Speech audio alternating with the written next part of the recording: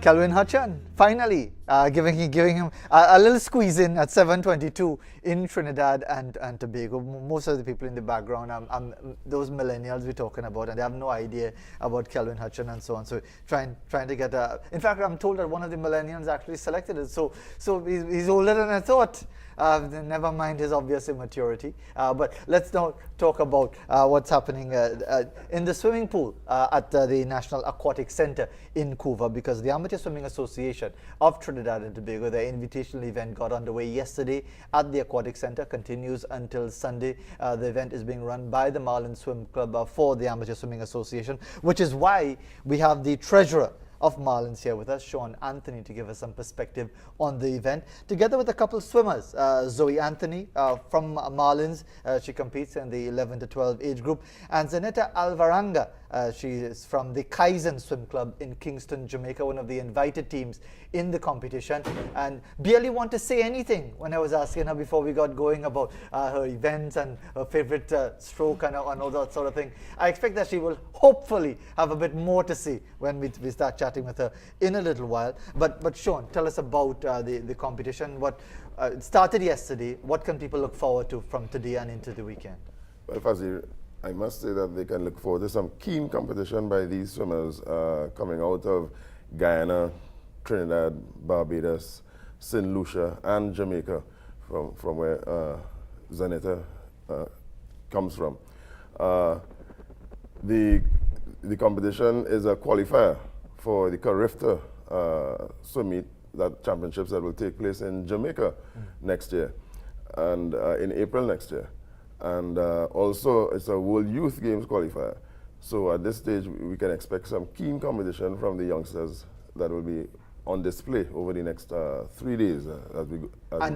What's the time for the sessions? Because I know it's $20 per session for adults, and for children just $10. So it's virtually free, basically. When you talk about essentially essentially. I mean, $20 and $10 is no kind of money, even in these difficult times. But today, what time is competition from? Competition starts at 6 today, but there will be a march pass and of course formal opening at 5:30, starting at 5:30. So there's one session today. That's today's evening session. So that will be $20 to get in for the adults and $10 for the kids. Over Saturday and Sunday, you have 2 sessions each. One starting at 9 in the morning, and they break once the morning session completes, usually around midday. Then it breaks until 5:30 when the competition will restart. Sunday it's the same format. All right. So again, over the weekend there'll be the morning session and then an evening session, and both Saturday and Sunday. And again, you pay at the door, $20 for adults, $10 for children. That would be what, under 12 for children? Is that under 16. Under 16. 5 to 16, and ages 5 and under, no charge. No charge at all. So it's an excellent opportunity. And school finishing today, although Zoe was just telling me she have no school today. So clearly holidays start already for Zoe Anthony of our Marlin Swim Club. So Zoe, tell us a bit about your involvement in swimming. When did you start getting involved? What got you involved in swimming? Well, I just really loved the water when I was young, and I got started about 5 or 6 and I turned competitive. And enjoying it so far? Is your development as you would want it? Are you reaching the levels and the times and so on that you would like at this stage? I would think so, yes. So, yeah. And as far as the competition this weekend, why would this particular competition be important to you? Is it because it's qualifying for Carifta and so on?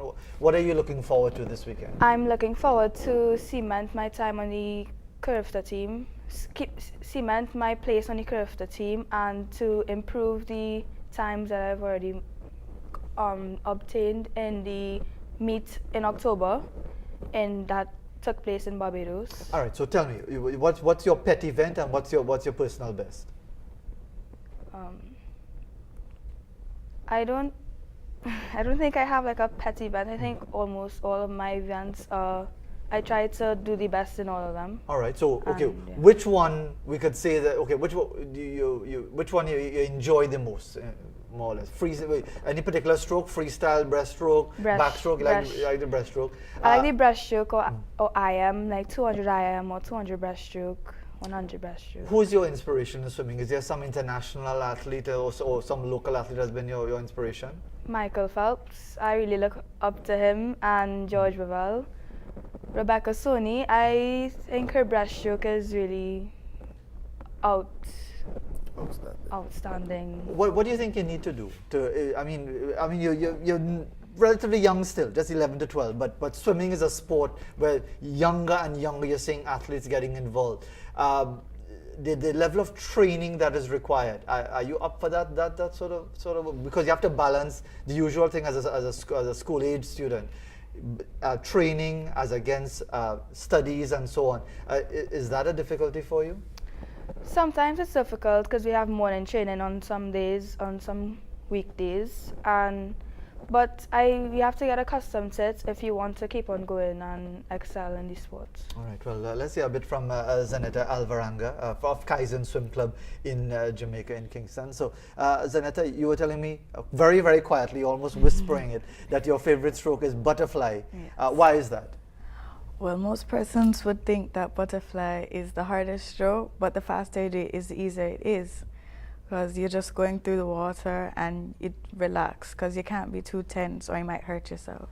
And tell me about why you went into butterfly, because I mean it's a very technical sort of thing. It has to be about timing. I mean every stroke is about timing, but the butterfly just seems that if you don't have the rhythm right, if you don't have it, you'll really struggle. Why did you go into butterfly? Well, I like a challenge, so anything that's challenging, I like to try it to push myself to get better. Who is your inspiration in swimming? Michael Phelps and Sarah Sjöström. Those are two well-known butterflyers. Sarah Sjöström is from Sweden and she's the world record holder for the 50-meter butterfly for women. What has been your toughest no doubt you're looking forward to the competition this weekend, but what has been what you would consider your finest achievement so far in your young career? What competition did you excel in? What has been your proudest moment so far as a swimmer? CC Can, which was earlier in July in Trinidad at the Couva pool. I did a lot of best times and got medals. You enjoy beating the Trinis? Yes. You see the smile at last, because, tell me a bit about that rivalry between Jamaica and Trinidad and Tobago. Who's really better? No, you can be honest. No, nobody would. We may go throw you out of the country. Well, because I've come to ASAT last year and the year before, I would really say Trinidad is strong, but when it comes to the sprint events, that's where Jamaica is really strong. Yeah, that really sets up the rivalry that's going to be happening this weekend, which is always interesting. And Sean, as far as the standard of swimming, and I mean we've always talked about Trinidad and Tobago being strong, Jamaica being strong, but other territories are coming up. Of course, we can't overlook so many of the other countries, even the French Caribbean. They have their competitors as well. What kind of standard of competition can we expect this weekend? Well, Fazil, we have the likes of Jaron Thompson, who is involved this weekend. He would have been a participant at the Commonwealth Youth Games I think where I believe he earned a bronze medal at those games. And we also have, Zaneta and all right, it doesn't matter that she's in the 11 to 12 category. She's a very accomplished sprinter for her age at this stage. Her times, when you look at her times compared to the locals, she's a cut above. So she's the one to beat. She's the one to beat in the 11 to 12 category. Yes. We have a couple other swimmers out of Barbados and St. Lucia that are also trying to qualify for Carifta. So it's really going to be a keen state of affairs over the next 3 days. Zaneta, you would be in secondary school in Kingston? Yes. What school do you attend? Immaculate Conception High School. Okay. Tell me about what a typical day when you're in training for competition. do you train like how many hours in the morning, how many hours in the evening on an ordinary day heading into competition? How does it work for you? On Monday, Wednesday, and Friday morning, we train at the pool at school for about an hour, and then we go down to school, and after school we go to our National Aquatic Center for about 2 hours, and then because I live far, because I don't live in Kingston, Okay. I live in Portmore, so I have a drive to get home, so I try to maximize my time and do some homework in the car. Like if some teacher just says read over a few pages, I try to read the pages in the car so that the complicated homeworks can get out of the way. You don't get headaches when we were reading the vehicle No. moving. You don't. Okay, you're one of the lucky ones in that. But is it affecting your schoolwork? Is it affecting your? I mean, obviously you want to excel as a swimmer, but I'm sure you want to excel in school as well. You want to ensure that you have that educational background when your swimming career is over. But is it affecting your academics, your ability to put in the effort academically also? No, it's all about time management, because last year I made the honor roll on all 3 terms. So this year, trying to get the honor roll so I could be on the honor society. Okay, well, things seem to be going well. So Zoe, in that sense, as far as balancing that element of, tell me about your level of training. Like for example, getting ready for this competition. What would your training routine have been like during the course of the past week? Well, the training routine, coming up to the meet, we have taper. So on the mornings, we cut the mornings and only the afternoons.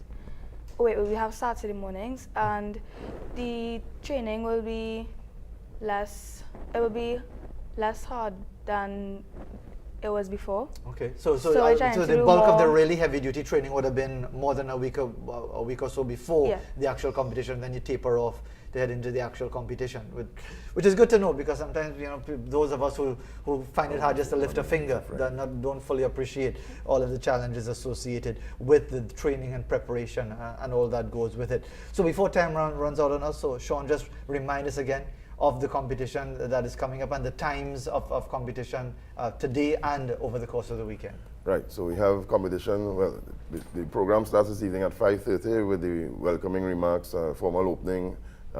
Competition starts at 6 on Saturday and Sunday. 2 sessions. The morning session starts from 9, should be completed by midday. Afternoon session starts at 5:30 on both days. On both days. And as far as, how would you describe the swimming scene in Trinidad and Tobago right now? I mean, Marlins is one of the backbone clubs of swimming in Trinidad and Tobago. How would you describe the environment for swimming in TNT right now? I think swimming is gaining some more popularity again. It's a sport that it seemed to have faded for a while. Yes, and it's definitely, I would say, definitely when you look at Marlin Swim Club, Titan Swim Club, sorry, not Titans, Tidal Wave Swim Club, Yeah. you see that there are a lot of young kids that are coming into the sport and enjoying the competition. There is also a very large non-competitive division that we're trying to have the kids, and really have to convince the parents to let them be competitive, as it's definitely would be a positive for the sport. But there's a very large non-competitive division that, and as I said, why you have to convince the parents, it's time-consuming. Swimming is a very time-consuming sport. Indeed, for both and parents and children. Interestingly enough, I can identify with that in the sense that, for example, we have a little football and cricket coaching thing in Arangways, and you get the sense that people want their children not necessarily to be involved in competition, high-level competition. They just want them to be exposed to sport, some sort of sporting activity. Is that a significant component for Marlins, that non-competitive element? Not so much for Marlins, but for a number of the other clubs that are involved in Trinidad. They would have a competition, but it would be for both non-competitive and competitive swimmers. And when you look at the size, the population of the non-competitive swimmers, it's incredible as compared to the competitive swimmers.